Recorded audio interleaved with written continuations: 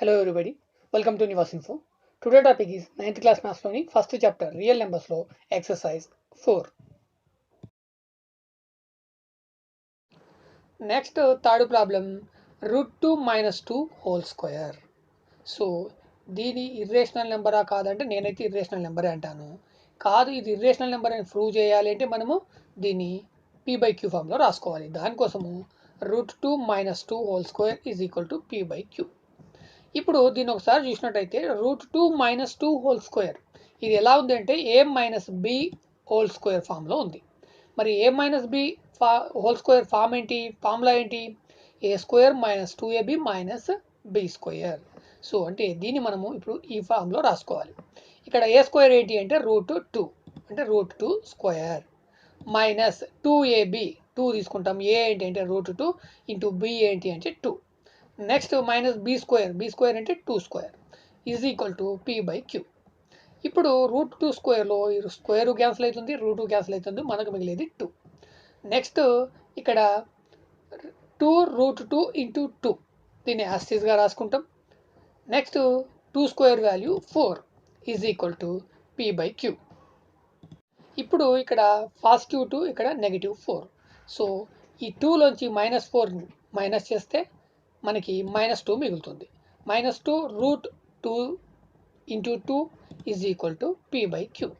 ఇప్పుడు ఈ -2ని రైట్ సైడ్కి ట్రాన్స్ఫర్ చేద్దాం. అప్పుడు √2 into 2 is equal to p/q plus 2. So మనకు తెలుసు ఇది ఈక్వల్ కాదు, దీన్ని ఇంకా ముందుకు ఏం చేయలేము. ఎందుకంటే మనం ఇక్కడ p/q అనేది వేరియబుల్గా తీసుకున్నాము. ఇక్కడ వేరియబుల్ తెలిస్తే దీన్ని ఇంకా సింప్లిఫై చేయొచ్చు. నెక్స్ట్ ఇక్కడ ఇది మల్టిప్లై అవ్వదు, ఇది ఆటోమేటికలీ ఇర్రేషనల్ నెంబర్. సో ఈ రెండు not equal. So p/q plus 2 is a rational number. అదేవిధంగా √2 into 2 is a irrational number. So automatically √2 - 2 whole square is a irrational number. Next problem 4th one 2√7/7√7. ఇది చాలా simple, ఇది rational number చూడగానే చెప్పొచ్చు. మరి ఇది ఎందుకు రేషనల్ నెంబర్, దీన్ని ఎలా ప్రూవ్ చేస్తామంటే మనం ఫస్ట్ దాని కింద రాసుకుందాం. ఇక్కడ చూడండి √7 ఇక్కడ √7, ఈ √7 క్యాన్సిల్ అవుతుంది. మనకు మిగిలేది ఏంటి 2/7. ఈ 2/7 ఏంటి p/q ఫామ్లో ఉంది కాబట్టి ఇది rational number. Next problem 5th one 2π. ఇది రేషనలా ఇర్రేషనలా? పై అనేది మనకి ఇర్రేషనల్ నెంబర్ కాబట్టి 2π కూడా ఇర్రేషనల్ నెంబర్ అవుతుంది. మరి దీన్ని ప్రూవ్ చేయడం ఎలా అంటే మనకి పై వాల్యూ ఎంత అంటే 22/7, కానీ ఇది కరెక్ట్ వాల్యూ కాదు, జస్ట్ ఓన్లీ అప్రాక్సిమేట్ వాల్యూ. ఈ 22/7 ఏంటి అంటే మనం కొన్ని వాల్యూస్ని ఫైండ్ అవుట్ చేయడం కోసము ఆ వాల్యూను నియరెస్ట్ వాల్యూని తీసుకున్నాం. అప్పుడు ఈ 22/7 వాల్యూ ఎంత అంటే 3.14159 ... అంటే ఎట్సెట్రా. అది నెవర్ ఎండింగ్ నెంబర్, రిపీట్ అవ్వదు ప్లస్ ఎండ్ అవ్వదు. సో అందుకోసానికి మనము పాయింట్ తర్వాత కొన్ని డెసిమల్ ప్లేసెస్ వరకు తీసుకుంటాం.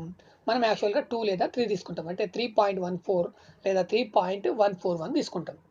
సో ఇది నెవర్ ఎండింగ్ వాల్యూ కాబట్టి ఇది ఏంటి అంటే పై అనేది ఇర్రేషనల్ నెంబర్. మరి ఒక ఇర్రేషనల్ నెంబర్ అన్నప్పుడు అది నాన్ రిపీటింగ్ నెంబర్ అవుతుంది, అదేవిధంగా నెవర్ ఎండింగ్ డెసిమల్ నెంబర్ అవుతుంది. అట్లాంటప్పుడు మరి ఒక non repeating and never ending డెసిమల్ని 2 తోటి మల్టిప్లై చేస్తే మనకు వచ్చే రిజల్ట్ కూడా never ending number and non repeating నెంబరే వస్తుంది.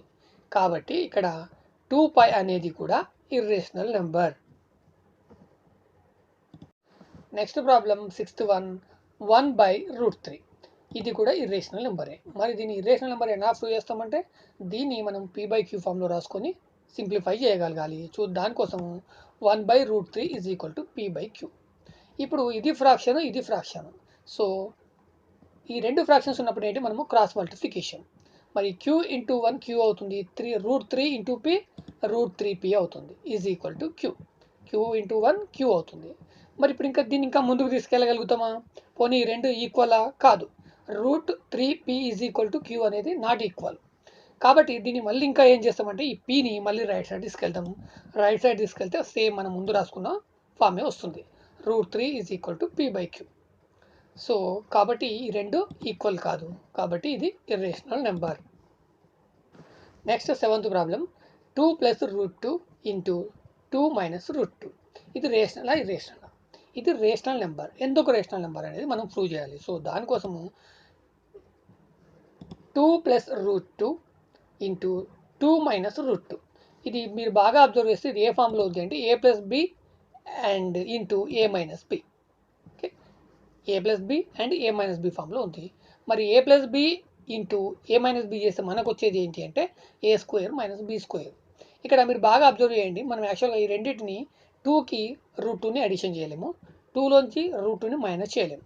అట్లాంటప్పుడు మనం ఏం చేస్తామంటే ఈ 2 తోటి 2ని 2 మైనస్ రూట్ 2ని మల్టిప్లై చేస్తాము. అదేవిధంగా రూట్ 2ని కూడా ఈ 2 మైనస్ రూట్ 2తో మల్టిప్లై చేస్తాం. అలా చేసినా కానీ డైరెక్ట్ ఏ స్క్వేర్ మైనస్ బి స్క్వేర్ రాసుకున్నా ఒకటే. మీరు ఇలా చేసినా మనకు వచ్చేది ఏంటి అంటే ఏ స్క్వేర్ మైనస్ బి స్క్వేరే వస్తుంది.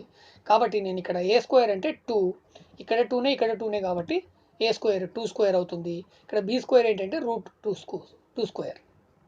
సో ఇప్పుడు 2 స్క్వేర్ వాల్యూ ఎంత అంటే 4. మరి ఇక్కడ రూట్ 2 స్క్వేర్ వాల్యూ ఎంత అంటే 2. ఎందుకు అంటే ఇక్కడ రూట్ 2 అండ్ 2 క్యాన్సిల్ అవుతుంది. ఇన్ కేస్ మనము రూట్ 2 స్క్వేర్ అంటే రూట్ 2 ఇంటూ రూట్ 2, అప్పుడు రూట్ 4 అవుతుంది. రూట్ 4 వాల్యూ ఎంత అంటే 2. కాబట్టి నేను డైరెక్ట్ ఇక్కడ 2 రాసుకున్నాను. 4లోంచి 2ని మైనస్ చేస్తే మనకి 2 వస్తుంది. సో దీనికి మనము వాల్యూ అనేది ఫైండ్ అవుట్ చేయగలిగాము. ఈ 2 అనేది రేషనల్ నెంబర్. కాబట్టి automatically 2 plus root 2 into 2 minus root 2 అనేది రేషనల్ నెంబర్ అవుతుంది. Next third question, in the following equations find whether variables x y z etcetera represent rational or irrational numbers.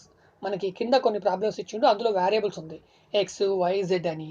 ఆ x y z values find out చేయాలి. దాంతోపాటు ఆ x y z అనేది rational నెంబరా irrational నెంబరా అనేది మనం చెప్పాలి. సో ఫస్ట్ ప్రాబ్లం చూస్తే x square is equal to 7. ఈ ఈక్వేషన్ని మనం సాల్వ్ చేయాలి అంటే ఇక్కడ సింపుల్ స్క్వేర్ని రైట్ సైడ్కి ట్రాన్స్పోజ్ చేయాలి. So x is equal to root 7 అవుతుంది. ఈ స్క్వేర్ అనేది రైట్ సైడ్కి వెళ్ళేటప్పటికి రూట్ అవుతుంది. ఎందుకు అంటే మనం ఇంతకుముందుకు బేసిక్ ప్రాపర్టీస్ ఆఫ్ ఆపరేటర్స్లో మనం తెలుసుకున్నాము. ఇప్పుడు ట్రాన్స్పోజ్ చేసినప్పుడు నెగిటివ్ ఉంటే పాజిటివ్ అవుతుంది, పాజిటివ్ ఉంటే నెగిటివ్ అవుతుంది. డివిజన్ ఉంటే మల్టిప్లికేషన్ అవుతుంది, మల్టిప్లికేషన్ ఉంటే డివిజన్ అవుతుంది. ఇక్కడ స్క్వేర్ అంటే ఏంటి అంటే మల్టిప్లికేషన్, ఇక్కడ రూట్ అంటే ఏంటి అంటే డివిజన్. సో అందుకోసానికి ఈ స్క్వేర్ అనేది రూట్ అవుతుంది. సో అంటే ఇక్కడ x is equal to root 7, ఇంకా ఎక్స్ వాల్యూ అదే. మరి రూట్ 7 అనేది ఇర్రేషనల్ నెంబర్, కాబట్టి automatically x also irrational number. Next problem second one, y square is equal to 16. Same ఇక్కడ కూడా ఈ స్క్వేర్ని రైట్ సైడ్కి ట్రాన్స్పోజ్ చేస్తే y is equal to root 16 అవుతుంది. మరి రూట్ 16 వాల్యూ ఎంత 4. Route 16 is equal to 4. 4 అనేది రేషనల్ నెంబరా ఇర్రేషనల్ నెంబరా? 4 అనేది రేషనల్ నెంబర్, కాబట్టి y also rational number. Next problem third one, z square is equal to 0.02. Same ఇక్కడ కూడా z is equal to root 0.02. అంటే ఇక్కడ జెడ్ వాల్యూ ఎంత 0.02. దీని ఇంకా రూట్ అనేది క్యాన్సిల్ చేయలేము, అంటే ఇదే జెడ్ వాల్యూ. మరి రూట్ 0.02 అనేది ఇర్రేషనల్ నెంబర్, కాబట్టి Z also irrational number. Next problem fourth one, you square is equal to 17/4. Simple, ఇక్కడ కూడా you is equal to route 7/4 అవుతుంది. మరి ఇక్కడ దీన్ని ఇంకేమైనా సింప్లిఫై చేయగలమా? రూట్ 17ని రూట్ 4ని చేస్తే మనకి 2 వస్తుంది. అయినప్పటికీ అది ఇర్రేషనల్ నెంబరే అవుతుంది. కాబట్టి root 17/4 is a irrational number. So automatically u also irrational number. Next question fifth one, డబ్ల్యూ square is equal to 27. Same ఇక్కడ కూడా స్క్వేర్ని రైట్ సైడ్కి ట్రాన్స్పోజ్ చేస్తే వై డబ్ల్యూ ఈజ్ ఈక్వల్ టు రూట్ 27. మరి రూట్ 27ని సింప్లిఫై చేయగలమా? చేయలేము. రూట్ 9ని సింప్లిఫై చేయొచ్చు, రూట్ 27ని సింప్లిఫై చేయలేము. కాబట్టి రూట్ 27 అనేది ఇర్రేషనల్ నెంబర్. సో డబ్ల్యూ ఆల్సో ఇర్రేషనల్ నెంబర్.